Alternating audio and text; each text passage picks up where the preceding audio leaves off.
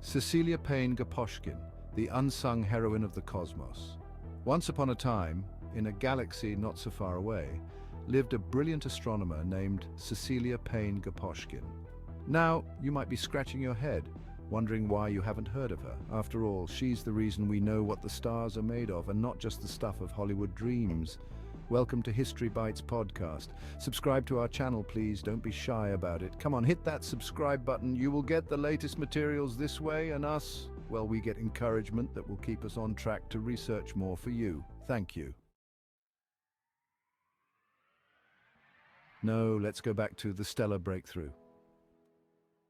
Cecilia's story begins in the roaring 20s, a time when women were just starting to wear pants and bob their hair, but apparently discovering the composition of the universe was still off limits. Cecilia, however, didn't get that memo. In her 1925 doctoral thesis, she proposed that stars were composed primarily of hydrogen and helium. This was as shocking as someone suggesting the Earth was round. Oh wait, that happened too.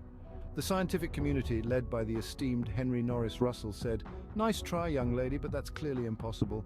They were convinced that the Sun and Earth were cosmic twins, sharing a similar elemental makeup.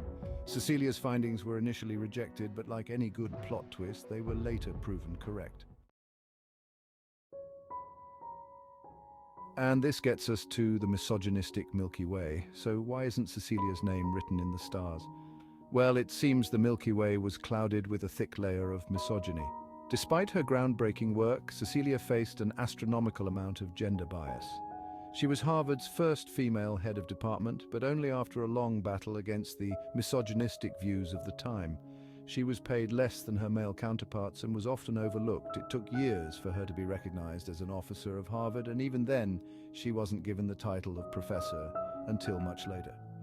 It's like discovering you have superpowers, but everyone around you insists you're just really good at party tricks.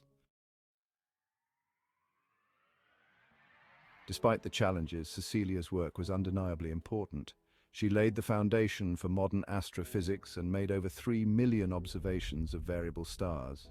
Her thesis was called the most brilliant PhD thesis ever written in astronomy, which is no small feat considering it's a field that literally measures things in light years. Cecilia Payne-Gaposchkin's tale is one of perseverance, brilliance, and a touch of cosmic irony. She showed us that the universe is full of surprises and that sometimes the brightest stars are the ones we don't always see. So the next time you look up at the night sky, remember Cecilia, she's the unsung heroine who gave us the universe, one hydrogen atom at a time. And if that's not worth a 5-minute read, I don't know what is. The end. Cecilia's story may have ended, but her legacy continues to inspire. She proved that with enough determination and a telescope, you could change the world, or at least our understanding of it, and who knows? Maybe one day we'll name a star after her. It's the least we could do for someone who told us what they're all made of. In conclusion, Cecilia Payne-Gaposchkin's journey reminds us that the path to recognition is not always a straight line, especially if you're a woman in science. But it's a path worth traveling, filled with discovery, wonder, and a reminder that sometimes the most important contributions come from those who had to fight the hardest to be heard.